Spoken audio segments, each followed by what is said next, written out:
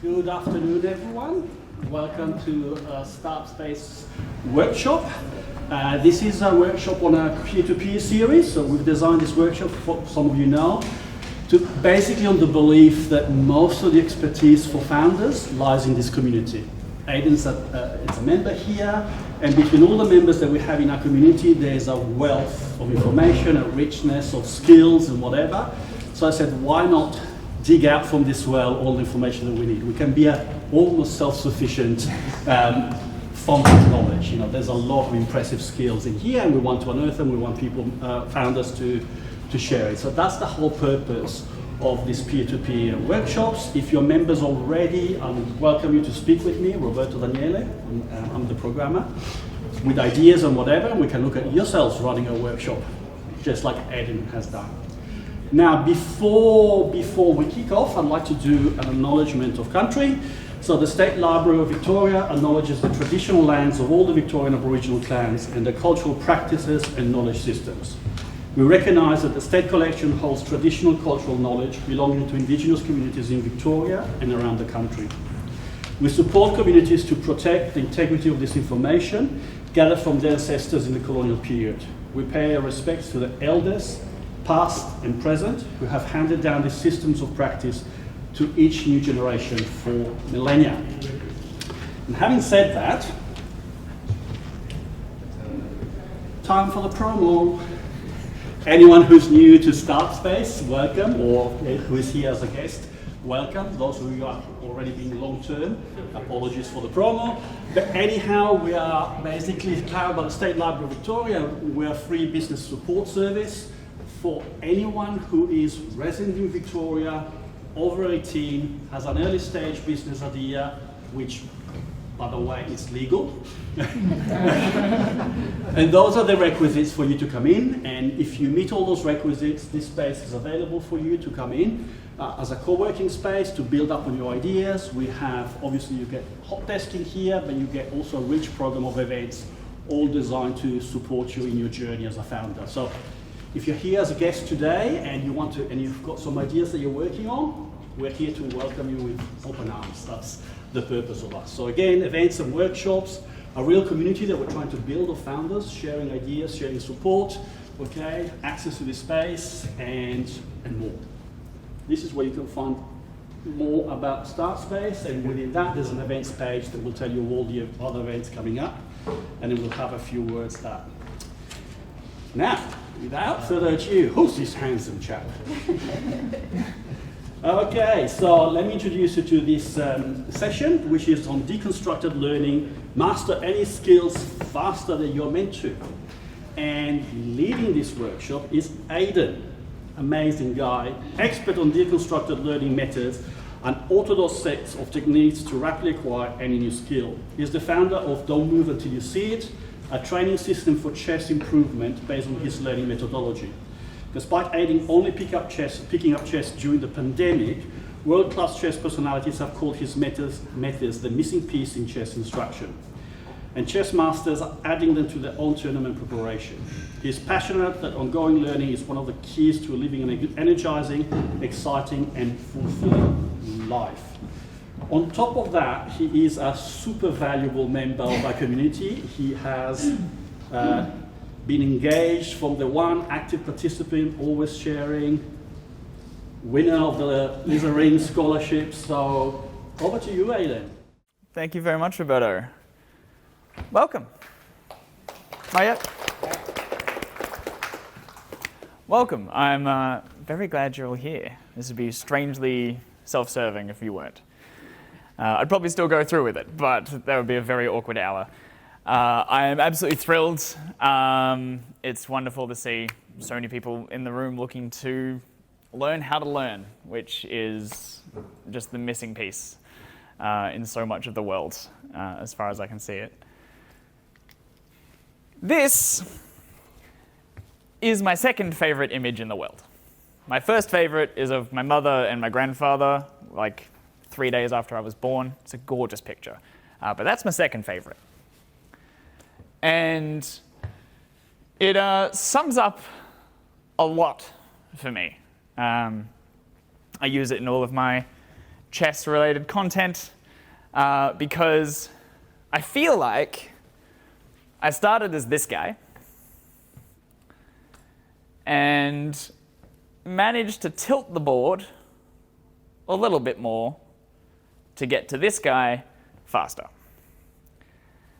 And while I am the only person on Earth that reads that picture that way, it still speaks to me.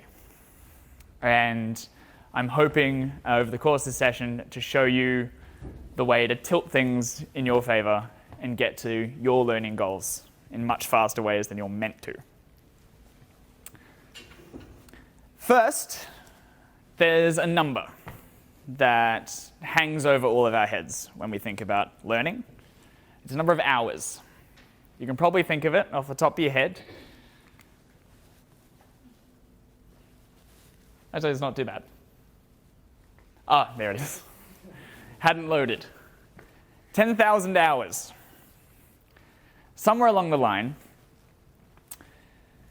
So in the 60s, I think it was, Malcolm Gladwell did a study on the top performers in the world, chess grandmasters, top Olympic athletes, people at the absolute top of their fields. And he found that it takes about 10,000 hours to become absolutely world class in something. And somewhere along the line, that 10,000 hours number turned from being world class to being good at something. And then somewhere along the line, it came into the public consciousness as it takes 10,000 hours to learn something. But that, as far as all of our purposes here, unless you are trying to be top of the world in something, is a myth. It's as much of a myth as anything else on this picture.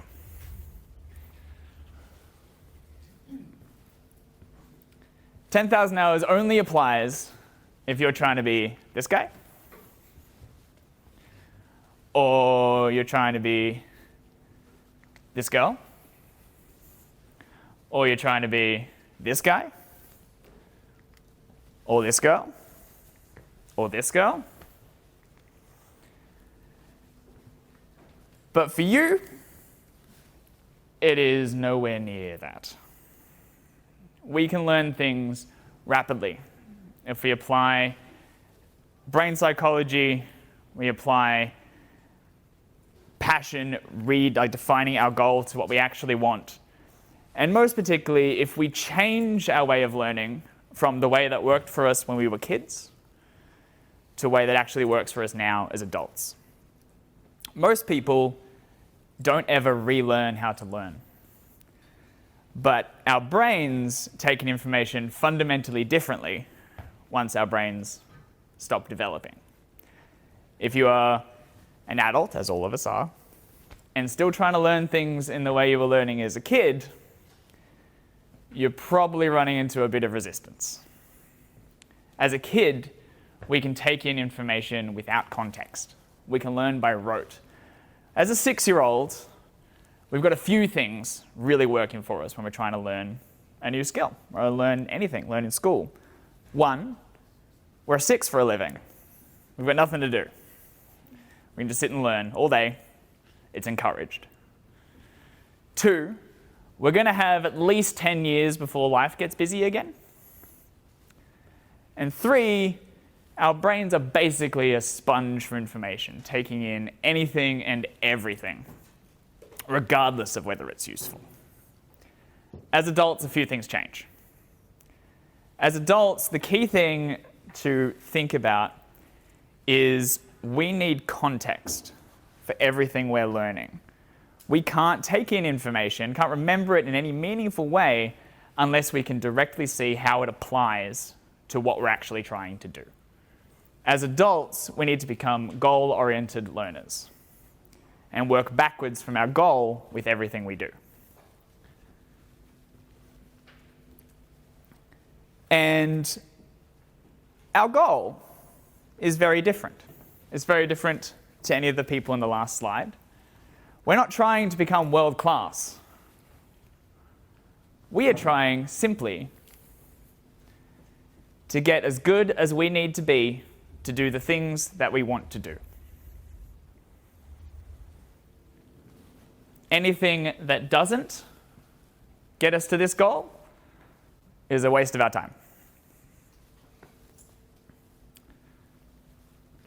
And this is the bit where I was going to talk about the kids thing, but I did that earlier.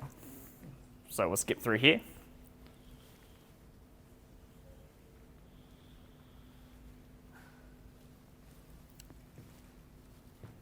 Another difficulty that we face learning anything as adults is that a lot of the training content, if not all of the training content out there, is unrelated to our goals. Every course that you look at, everything you buy, every video on YouTube is designed to be one size fits all. But with learning, one size fits all fits none. Unless it directly relates to our goal and what we're trying to do, it's a distraction from us achieving the skills that we want to learn. So we need a new method. Bit of my history. I got into chess over the pandemic, and I was very, very bad. Chess.com put my stats in the bottom 10% of the world. This is after really giving it a go. I had developed this methodology, cobbled it together from various places, and added some of my own things to it beforehand, but chess felt a little too big. I was like, surely this little method I've put together is not going to apply to something as complicated as chess. So I didn't try it for a while. I tried to do the traditional things and really struggled. Then I went, you know what?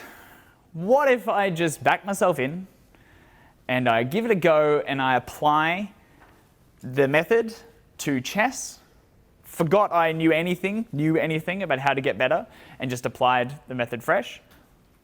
What would happen? And 9 months later, I was in the top 6% of the world. And that's studying only about 10 to 20 minutes a day on average.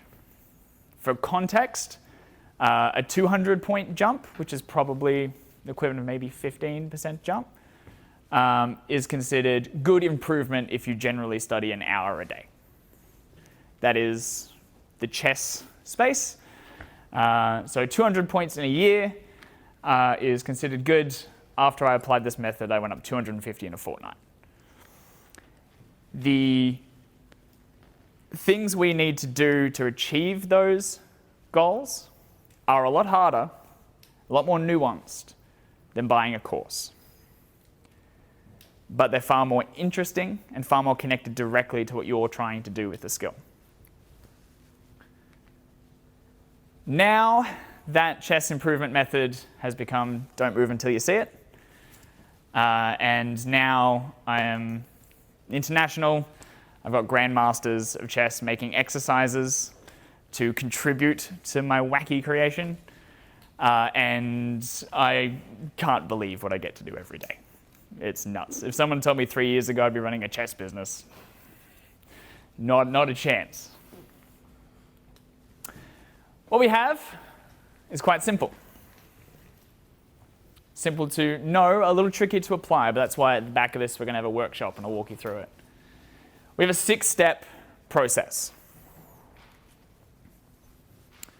And this is to get from, I want to learn that thing, wouldn't that be cool, to having a plan at the end that you can immediately act on.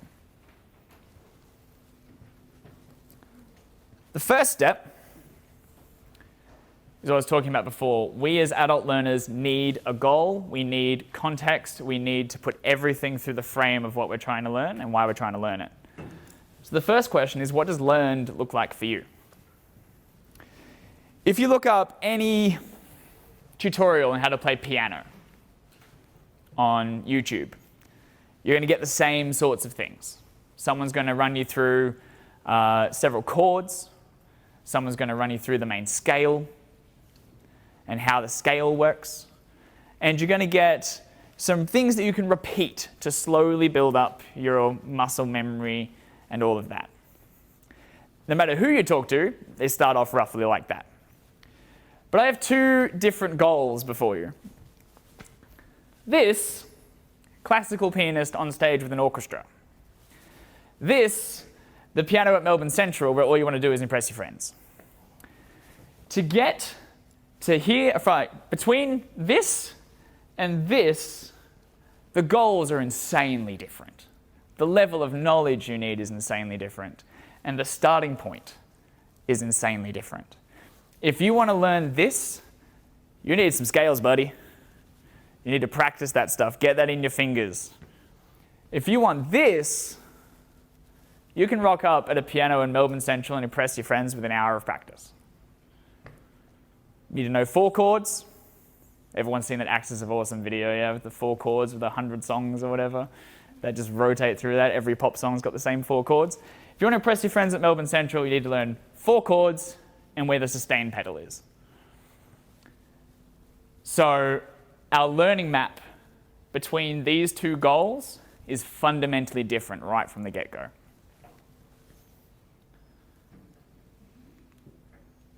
A second step. This is where we start to deconstruct.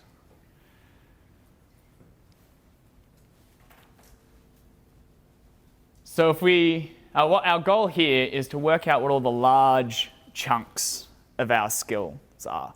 I sort of think of it as like a textbook. What are the headings? What are the chapter headings in a textbook about your skill? For piano, to continue that, you need to know the chunks of the skill is what all the keys are. What to do with your hands. What a chord is. Bit of music theory. How to read music. And how to use the pedals on your piano. Those are the big chunks of the skill. Depending on what you want to know and what your goal is, you're going to need to learn different amounts of each of these bits. But we need to identify those big headings first.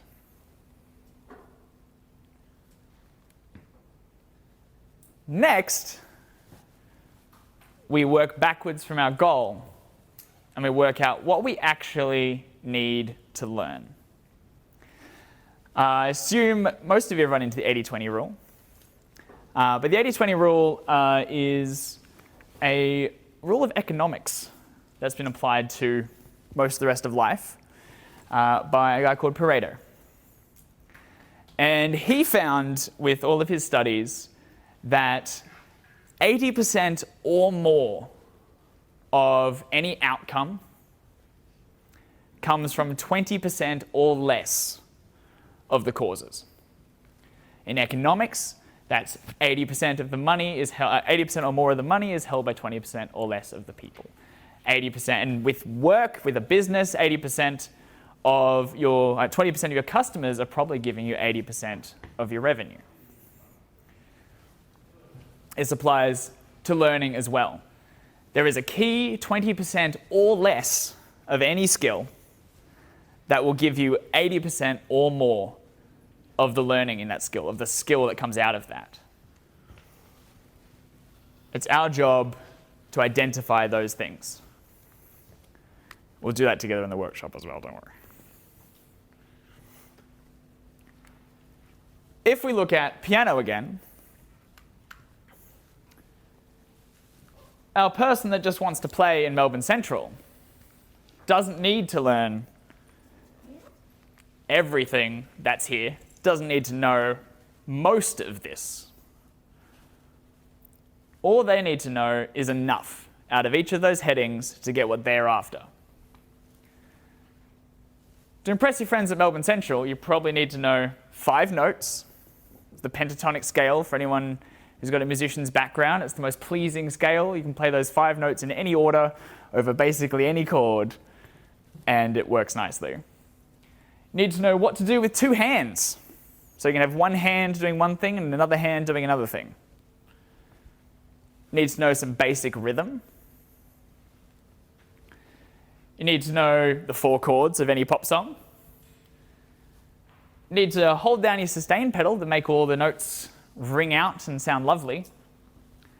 And if you want to, as an optional extra, learn how to sing while you play.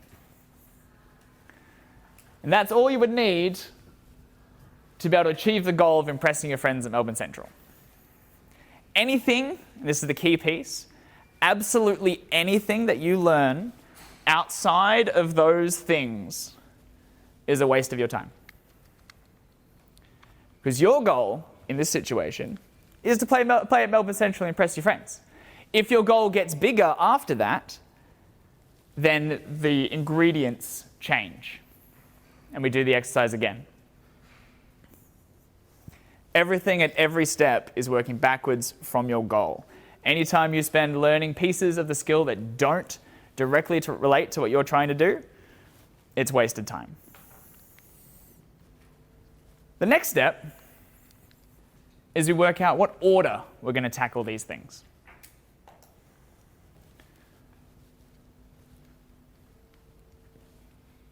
We have to take each of the little subskills we've decided are relevant to our goal and work out what order makes sense. Ideally, we want each skill that comes later to build on things we've already learned. We want to try and build in the most impactful things to our skill, the thing that's going to get us most of what we're doing. Perhaps in the case of learn Japanese, it would be understanding the grammatical structure. That should probably come pretty early in the process. And then you sort of work out a map, roughly, through those subskills you've put together, which order you would take those skills. Remembering every step of the way that this is an agile process, and you are going to get this wrong. That's kind of the point. As you do this, you're starting off with something. You'll get 2 skills in this. You'll sort of get your head around 4 chords, to use our piano example. You'll learn the pentatonic scale, your 5 notes. You get down to rhythm and you go, oh, actually, I have a little bit more understanding now than I had before. I think the next step should be 2 hands now. And you'll adjust this as you go on the fly because you're learning more. You're gathering that context that we were talking about before and working towards your goal. Those are the 2 forces every step of the way.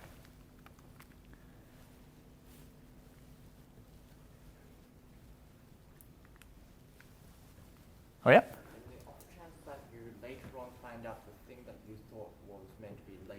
Yep. It was meant to be earlier, but that's for your plan literally out the window? Not really. Everything is an adjustment.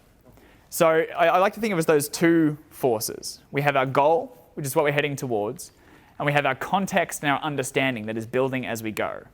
Whatever, depending on how much you already know the skill that you've come here with, your context will be quite minimal, probably. Might have watched some YouTube videos about the skill that you're interested in, or you've had a little bit of experience with it. So you don't fully understand the ins and outs of it. But you can still come up with a map of your understanding as it stands to give you a place to start, make sure everything's goal-oriented, and then as you step into it, you'll realize that things need to change. And you'll rework the process, redo the process through. So if something that you thought came late has to come early, you just switch it up. One of the things that always hits me when I try to learn something new is that you don't know what you don't know. Yep. And so how can you then say, I'm going to learn these 5 subskills? Yep. And I'm like, oh, that was none of that. It needed to be this. Perfect. Is that part of that agile approach? It is very much part of the agile approach. The idea is there is some things that you can catch with research. And I'll talk a bit more about different things to look out for in the workshop section when we sort of go in depth with the kind of practical stuff. And there's definitely some things that you can do and understand. But as each step comes through, you don't know what you don't know, but you can kind of get an idea of those big headings generally with most skills. Like if you think about flipping through a textbook, you can even flip through a textbook literally if you want to. Get an idea of what the big chunks of a skill are. And then work out what you think at this stage. And even 10 minutes of looking into your skill and understanding that, you'll get more of that context and start to understand where you need to shift. So it's the process, you would be repeating it quite regularly. How will you practice? Now, for this, I'm going to sort of give you a view into how I did this with chess. So you've seen kind of the steps and how they sort of come together. I'm going to give you an actual practical, here's what I did. When I started looking at chess, I worked out what are all the big pieces of chess. I did some research into it, looked at YouTube videos, sort of skimmed through training content and got a sense of what the key bits of chess are. So there's piece movement, strategy, how the board goes together, tactics, and things on those lines. And one, visualization, being able to calculate, see ahead. My goal was to stop being real bad.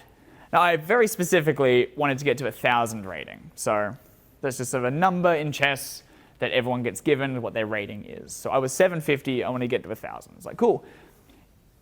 I would look at Grandmaster videos about Grandmaster level stuff. Complete waste of my time.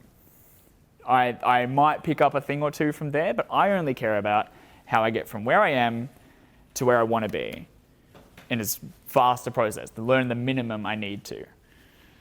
So I started researching, and I found checkmate books, big, thick tomes full of all the different checkmate combinations. Checkmate's obviously a very important thing in chess. It's how you win the game. But if you look at how games work at around 1,000 level, most checkmates are like sort of 3 to 5 patterns. There's a whole book this big on all these different ways to checkmate people. But at that level, if I just got really comfortable with 3 to 5 checkmate patterns that make up 80% of the way the games end, and I just learned those things, then I could finish 80% of my games. Every now and then I might run into something a bit weird, but if I run into it too often, I look at it, it gets added to my list. But if I learn those 3 to 5 patterns, I can checkmate people most of the time. That's kind of an example of how this bit works, working backwards from your goal, taking the sample space of the things you could learn and bringing it down to what actually matters. I went a little deeper though. So the checkmate was obviously part of chess, but I did a ton of research and I found that all the top players in the world were talking about visualization as the most important thing in chess. I was also looking at all of the YouTube videos and all of the books for beginners and all of the training content out there, and nobody was talking about it. Visualization was this thing that everybody assumed you get good at while you do other things. I had a suspicion that I might be looking at the 80-20 of chess. If I learned visualization first, maybe that would make everything else easier. And that is what happened. And that was applying this method, finding these things, looking for what actually matters to the goal, working backwards every step of the way from my goal, and like, what do I actually need to know? Anything that's not that doesn't matter to me. This stage is how you practice. I call it isolate and intensify. If there's any one thing that you take from today, the isolate and intensify would be my choice for you. Isolate and intensify is great. I'll tell you a story. I was speaking to a juggler friend of mine. That's juggler. And he said that for a juggler to come out on stage and do a trick with 5 balls, so big, very difficult trick on stage in front of a big audience with 5 balls. Immediately before they go out and do that, they are backstage practicing the same trick with 7 balls. Because when it comes time for them to actually do it, to actually perform, to actually be in the moment, they want it to be way easier than what they've been practicing. They want this to be easy time. They want to train harder than they play, to use the Navy SEALs quote. So isolate and intensify for us is a process where when we get to a skill, when we decide we want to learn a particular skill, a subskill, we want to separate it in a way that we can focus just on it. For chest visualization, the process was audio. We want to focus just on visualization, so we do it without any visuals. In piano, you might isolate chords by working your way through the chords that matter to you, getting comfortable switching them, building up your speed, just switching between the chords, making it harder, building up to a point where it's harder than you would ever actually need playing at Melbourne Central in front of your friends. So isolate the skill so you can focus on it, intensify it beyond what you actually need in context. And then when you do get into context, it's easy. Any thoughts, questions there? Cool. And the last step is quite straightforward. How will you stick with your plan? Understanding that your plan is going to change constantly throughout this process. But how will you keep yourself in there? How will you keep yourself training? There's all sorts of ways to do this, but habit, long sort of small improvements over time, consistent effort is where the energy is for this. You need to build a way to do that. Habit trackers are fantastic. Getting accountability from a friend is fantastic. I personally used a tool called Stick, which was wonderful. Stick is, I do recommend it if you want to be very serious about sticking to something. It's what they call an anti-charity tool. And basically it boiled down to every time I didn't complete a day of my training, I didn't sit down and learn chest visualization for 10 to 20 minutes, a political person I don't particularly like got $10.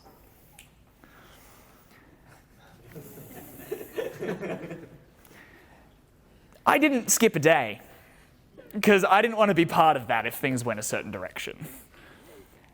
It's very useful. I do highly recommend Stick. And the key piece at every step of the process, as you're looking at this and going, oh, this seems like a lot, you're going to get this wrong. That's kind of the point. We're going to get this wrong a bunch. Because, as you said, we don't know what we don't know.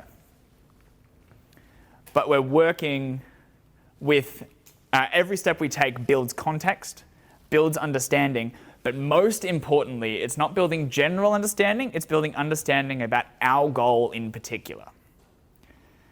So as you're learning any skill, you are slowly building that context. You're, like the sand that's coming down is sort of slowly building up over a large space. You're getting general understanding in a bunch of different areas, and it's coming up slowly.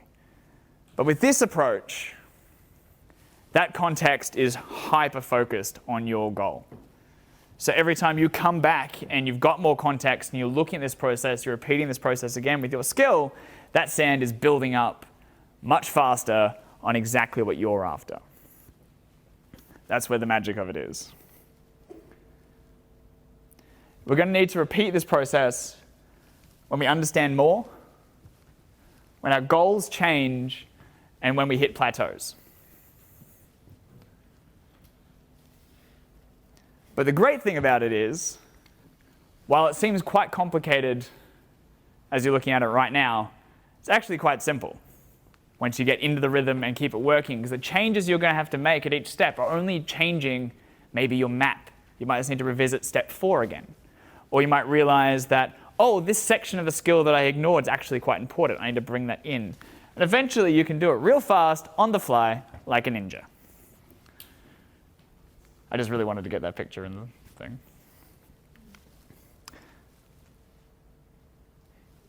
But the key things to remember, the only thing that matters is your goal. Everything else is a distraction. You will get funny looks from experts. That is unavoidable. I had a lot of people who know a lot more about chess than me tell me I was barking up the wrong tree.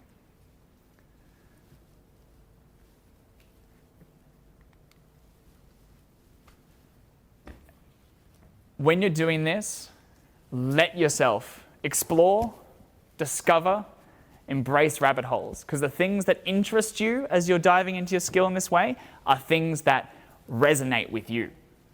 They are things that are resonating with your goal and what you want. They're helping you explore that skill for you.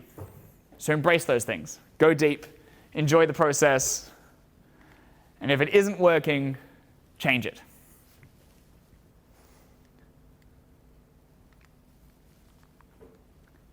This quote I love. This is Albert Einstein. It says, once you stop learning, you start dying.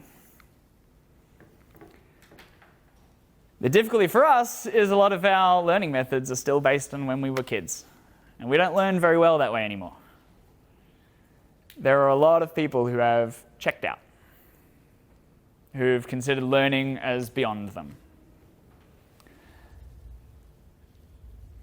And I hope that methods like this can help change that a little bit. Hopefully for each of you as well. So, we have our 6 steps. You're all thoroughly confused. And we're going to work through it all together in a workshop, step by step. How's that sound? Done.